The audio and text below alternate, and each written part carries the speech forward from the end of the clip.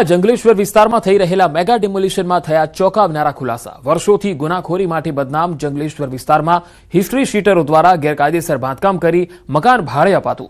નામચીન એવા 11 હિસ્ટ્રી શીટરોની માલિકીની મોટી મિલકતો અહીં હોવાનું સામે આવ્યું છે। આ વિસ્તારમાં ડ્રગ્સ, દારૂ, જુગાર સહિતની ગેરકાયદે પ્રવૃત્તિઓ વ્યાપક રીતે ચાલી રહી હતી।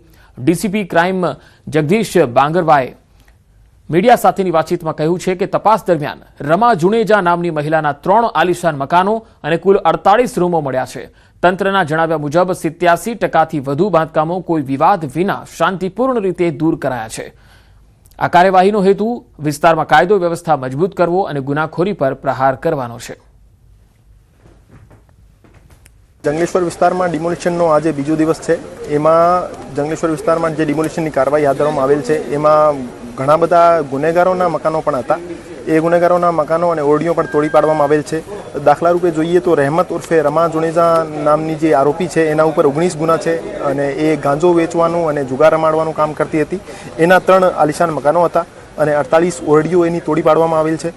સમીર ઉર્ફે મરગો નામનો આરોપી છે એના ઉપર 14 ગુના છે। એ ગુચીટોકમાં હાલ જેલ હવાલે છે। એની પણ ઓરડીઓ હતી। સમીર ઉર્ફે સંજલો જુનેજાની વાત કરીએ તો એના ઉપર 12 ગુના દાખલ થયેલા છે। એની 16 ઓરડીઓ હતી। ઇમરાન ટીકડો જેના ઉપર 27 ગુનાઓ દાખલ થયેલા છે એના પણ અહીંયા મકાનો હતા। અને એ રીતે જે તમામ મોટા મોટા હિસ્ટ્રી શીટર, બુટલેગર, ટપોરી માણસો છે એ પોતાના આલિશાન મકાનો બનાવીને જંગલેશ્વરમાં રહેતા હતા અને નાની નાની ઓરડીઓ નદીના પટમાં બનાવી એ ઓરડીઓ નાના માણસોને ભાડે ઉપર આપતા હતા અને ભાડું ઉઘરાવીને આ ભાડાની રકમ ગુનાખોરીમાં વાપરતા હતા।